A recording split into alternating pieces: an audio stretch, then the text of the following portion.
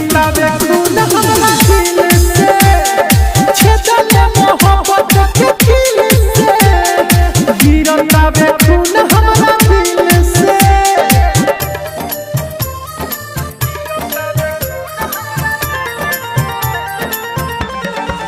Music director टुनटुन बाबू सलहा।